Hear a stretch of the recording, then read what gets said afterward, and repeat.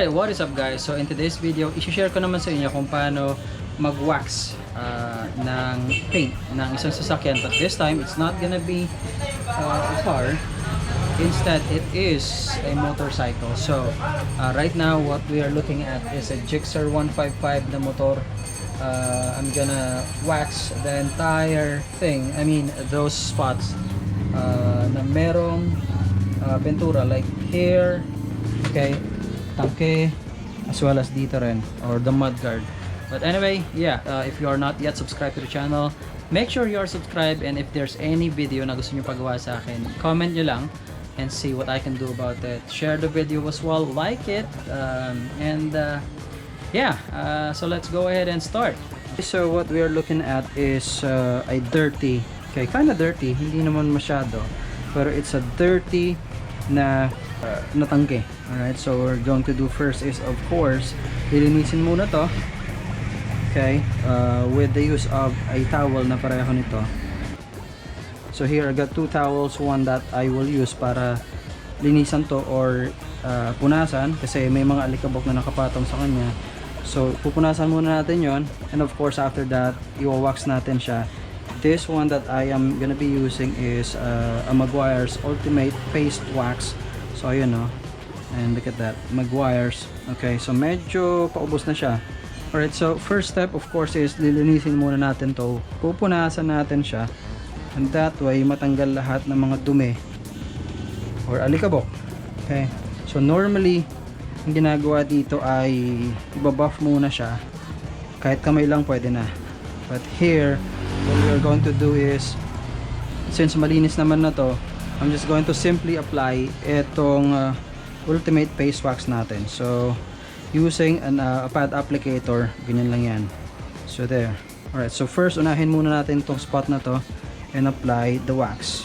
So maraming diskarte po, pwedeng circular na pareho niyan, okay, and or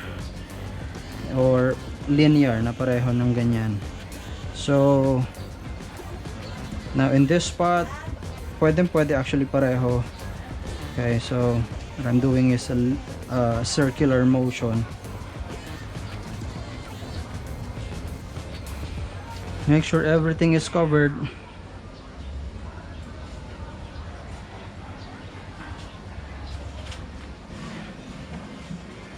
Now ang tanong, meron kayong nakikita sticker dito, okay lang ba? Yes, it is okay. So, now, ang hindi lang okay na malagyan ng wax etong part na to, plastic. Never yung i-wax ng plastic. I'll tackle that in a different video. Pero you'll do the waxing only dito sa spot na may pintura. I will be doing this part as well, pero for this video, papakita ko lang yung gagawin natin dito sa part na to. Alright, so here,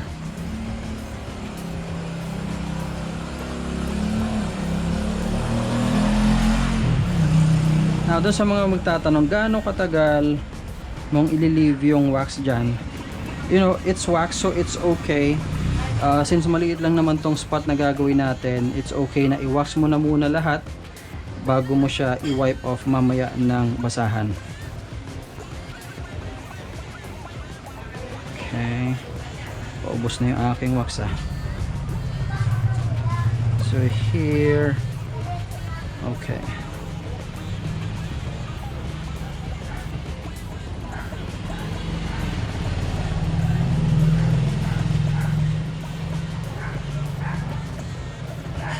Now kung napapansin nyo, guys, in this spot naman ginawa kong linear na or pa ganyan, diretso, balik-balik lang yung ating motion, kasi ang ayaw natin mangyari, sumingit yung wax somewhere dito at mag-iwan ng puting marka. Pangit yun. Okay, so that's the reason. Pero in the spots na po pwede circular, okay naman yan. Okay, yun na.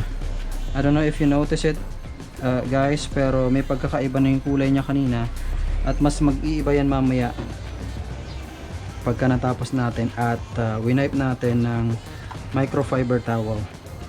Now, habang ginagawa ko to, let me also inform you na pag ginagawa nyo to at i-wipe nyo mamaya, very important, and as in, I will want to emphasize yan, it's very important na ang pag-wipe ninyo or gagamitin nyo ng basahan simula paglinis hanggang pag-wipe off ng wax, isang microfiber towel. Never kayong gumamit ng isang basahan na yung mga rough or even like yung mga old na basahan, especially yung mga medyo matigas kasi baka masira lang yung pintura.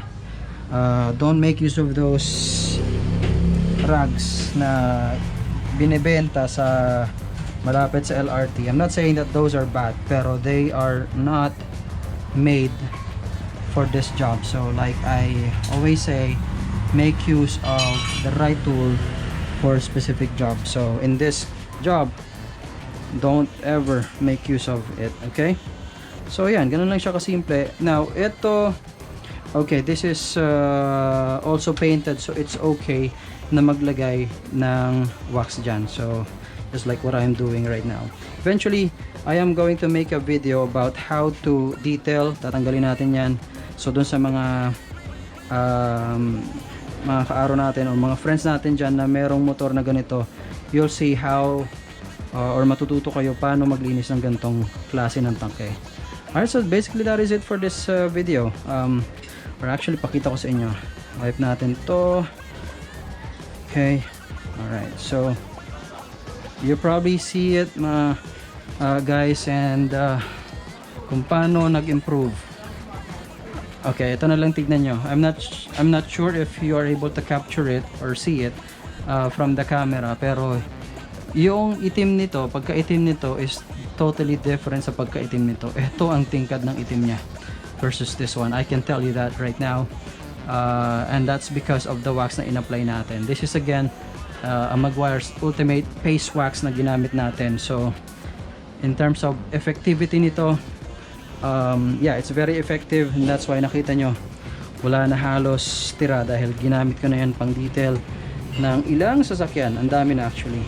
Okay, so right now wina-wipe off ko lang. Basically, make sure you wipe everything off, tanggal lahat ng mga in-apply nyo na wax, and again, i-avoid nyong mapunta or punasan yung wax or ng basahan na ginamit nyo rito, yung spots na hindi po pwedeng ma-wax, which are yung mga plastic na part ng motor. And even if you do this on a four-wheel vehicle or mga kotse, definitely it's something na dapat yung iwasan, ma-wipe ng basahan na ginamit nyo sa wax yung mga plastic, because it will destroy it or hindi magiging maganda ang kulay nito. I'll make another video about how to paano patingkarin yung pagkaitim nito using a different solution. It's called coating, but I'll have that in the video. So make sure na pagka hindi pa kayo nakaka-subscribe right now, subscribe to the channel para makita nyo kung paano ko gagawing super itim nito. Okay, so again, like, comment, share, and subscribe to the channel.